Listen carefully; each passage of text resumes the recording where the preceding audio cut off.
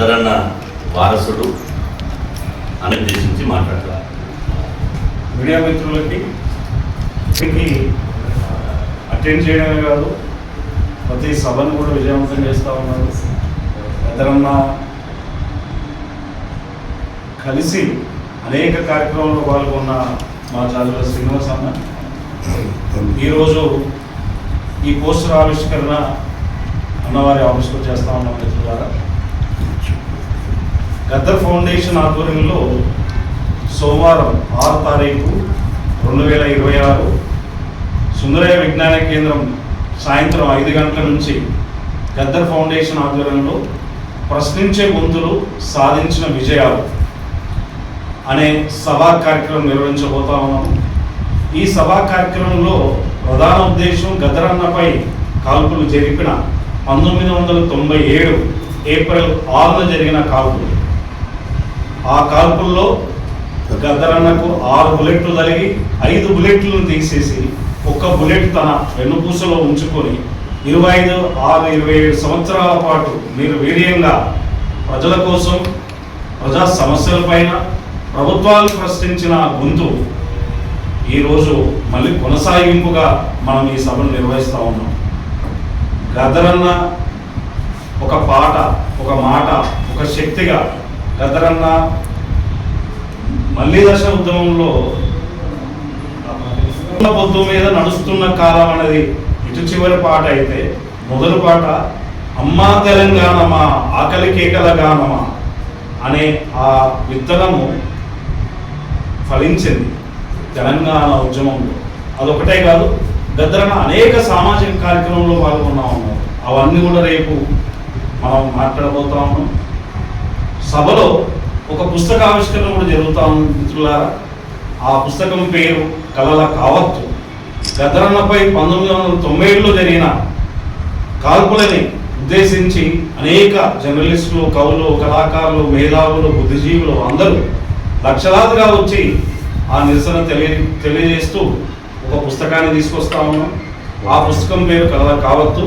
ఈ పుస్తకం ఆవిష్కరణలో ప్రధానంగా ప్రొఫెసర్ శాంతా సిన్హా గారు, ఫౌండేషన్ చైర్పర్సన్తో పాటు ప్రొఫెసర్ కోదన్ రామ్ గారు, ప్రొఫెసర్ కాసిం గారు, ప్రొఫెసర్ కోయ కోటేశ్వరరావు గారు, అల్లం నారాయణ గారు, అలాగే ఆ రోజుల్లో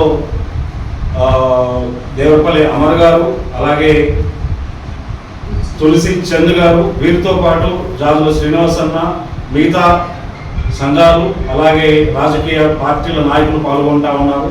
సభను విజయవంతం చేయాల్సిందిగా మీ అందరికి విజ్ఞప్తి చేస్తాను. దేశంలో పీడిత ప్రజల గొంతుగా, అణగారిన వర్గాల ఆత్మ బంధువైనటువంటి ఇలా గద్దరన్న మీద కాల్పులు జరిగి 29 సంవత్సరాలు పూర్తవుతున్న సందర్భంగా ప్రశ్నించే గొంతులు సాధించిన విజయాలనే పేరుతో ఇలా గద్దరన్న ఫౌండేషన్ ద్వారా గద్దరన్న వారసులు, గద్దరన్న కొడుకు కుమారుడైనటువంటి సూర్యమన్న నేతృత్వంలో రేపు 6వ తేదీ సోమవారం రోజు సాయంత్రం హైదరాబాద్లోని సుందరయ్య విజ్ఞాన కేంద్రంలో జరగనున్నటువంటి ఈ సమావేశానికి బీసీజేఏసీ సంపూర్ణ మద్దతు తెలియజేస్తుంది. గద్దరన్న ఒక వ్యక్తి కాదు, కోట్లాది మంది ప్రజల గుండె చప్పుడు, కోట్లాది మంది నోరు లేని, కోట్లాది మంది అణచివేయబడ్డ, కోట్లాది మంది పేద ప్రజల గొంతుక గద్దరన్న. గద్దరన్న జీవించి ఉన్నంత కాలం పేద ప్రజల కోసమే జీవించాడు. గద్దరన్న పదవుల కోసం పెదవులు మూసుకోలేదు.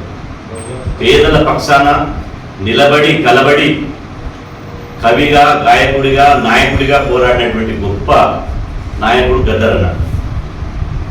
ఈ శతాబ్ద కాలానికి గద్దరన్న ఒక మార్గదర్శి.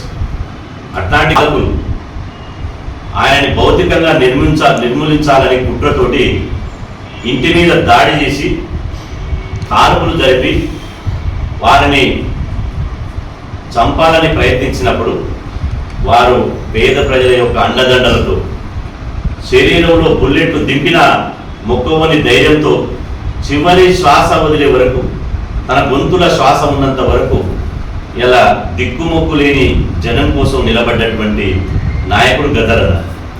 గద్దరన్న మీద కాల్పులు జరిగి ఇప్పటికి 29 ఏళ్ళైనా ఆ దోషులు ఎవరు ఇంతవరకు ప్రభుత్వాలు తేల్చలే, వాళ్ళని పట్టుకోలే, వాళ్ళని శిక్షించలే. అట్లాంటి దోషుల్ని తేల్చి ప్రజల ముందు పెట్టి వాళ్ళని శిక్షించాలని డిమాండ్ చేస్తున్నారు. ఇలా గద్దరన్నని, వారి వారసత్వాన్ని, వారి ఆశయాలను, వారి యొక్క లక్ష్యాన్ని ముందుకు తీసుకుపోవాల్సినటువంటి బాధ్యత నేటి తరం మీద ఉంది. గద్దరన్న పాడని పాట లేదు, రాయని మాట లేదు. గద్దరన్న ఇవాళ తెలంగాణలో ఇంత ప్రశ్నించే గొంతులు మాలాంటోళ్ళమే కాదు, మాతో పాటు వేల మంది ఇలా ప్రశ్నించే గొంతులు తయారయ్యారంటే ఇవాళ తెలంగాణలో భూస్వామ్య పెట్టుబడిదారుల వ్యతిరేకంగా పోరాటాలు జరిపి